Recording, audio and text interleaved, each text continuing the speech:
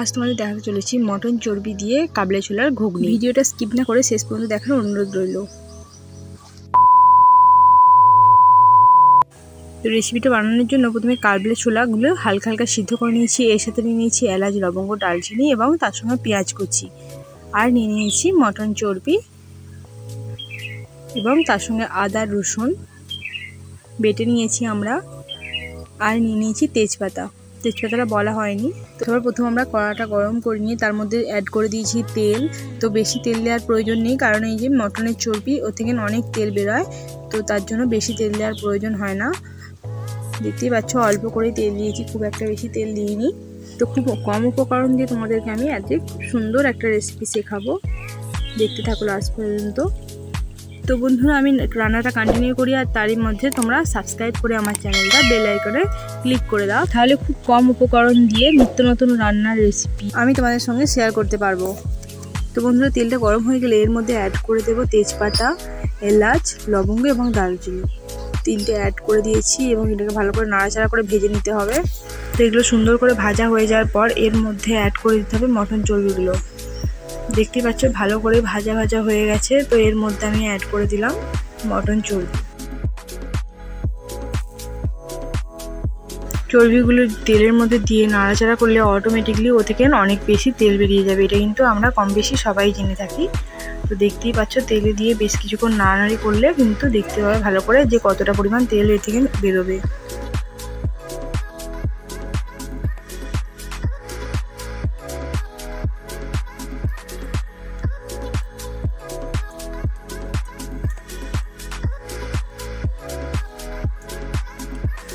তো চর্বিগুলো ভালো করে নাড়াচাড়া করে নিয়ে এর মধ্যে কিন্তু আমরা এবার পেঁয়াজ অ্যাড করতে পারি। তো পেঁয়াজ অ্যাড করে দিলাম এর মধ্যে। এবার যেইভাবে মাংস কষা হয় সেইভাবে করেই করতে হবে, কিন্তু পেঁয়াজটা ভালো করে নেড়ে চেড়ে ভেজে নিতে হবে।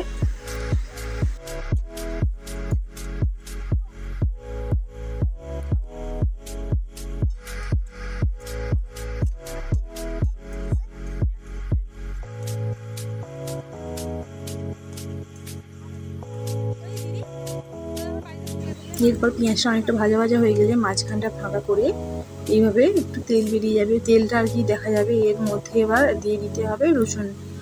তো আমি রসুন আগে থেকে বেটে রেখেছিলাম, সেই রসুন দিয়ে দিলাম।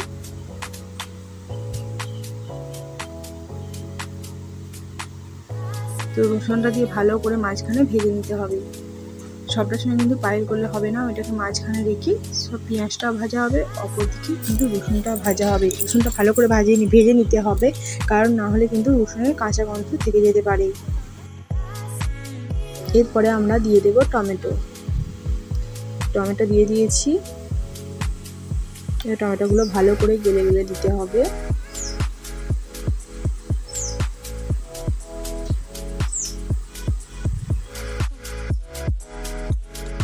এরপর আবারও একটু মাঝখানটা তেল তেল থাকবে, এর ওপরে দিয়ে দিতে হবে লঙ্কা গুঁড়ো।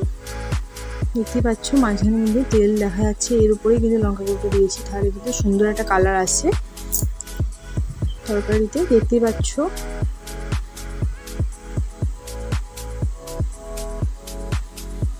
এরপর আমরা অ্যাড করে দিলাম আদা বাটা। তো আদা বাটা দিয়ে ভালো করে নিয়ে নিতে হবে।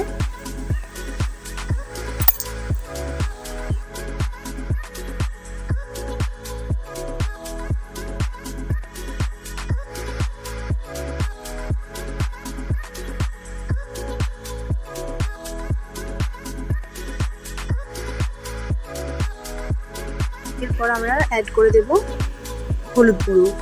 তো হলুদ গুঁড়ো দিয়ে দিয়েছি। দেখতে পাচ্ছ কত সুন্দর লোভনীয় কালার একটা এসেছে, তোমাদের সামনে থেকে জুম করে দেখাই। তো এরপরে আমি দিয়ে দেবো নুন,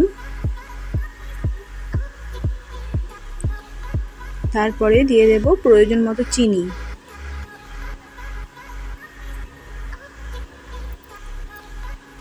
এরপর নাড়াচাড়া করে নিয়ে এর মধ্যে কিন্তু জল দেওয়ার টাইম এসে গেছে।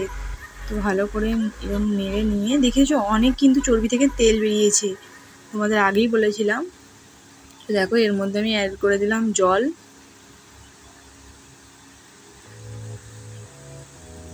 অল্প করে জল দিলাম, খুব অনেক জল দিলাম না। দেখতেই পাচ্ছ কতটা পরিমাণ জল দিলাম। কালারটা দেখো, জাস্ট অসম।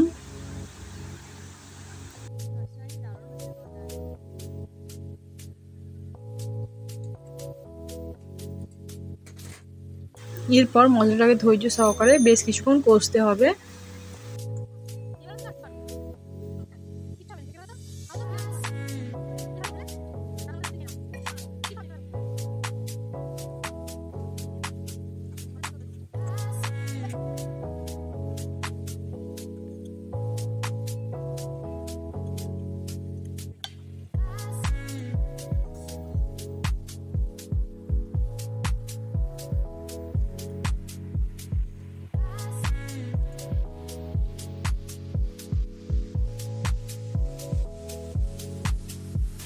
এরপরে অ্যাড করে দিতে হবে আগে থেকে যে সিদ্ধ করে রেখেছিলাম সেই কাবলি ছোলাটা।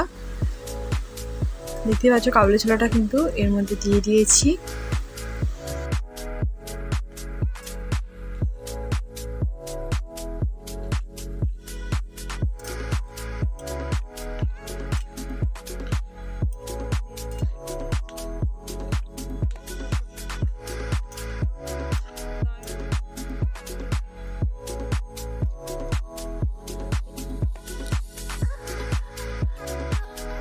এরপর কিন্তু বেশ কিছুক্ষণ ফুটতে সময় দিতে হবে। এটা ফোটা শেষ হয়ে গেলে কিন্তু আমাদের তরকারি পুরো রেডি। তো দেখতেই পাচ্ছ রান্নাটা পুরোপুরি সম্পূর্ণ হলো। আজকে এতটুকুই, আবার দেখা হবে পরের ভিডিওতে।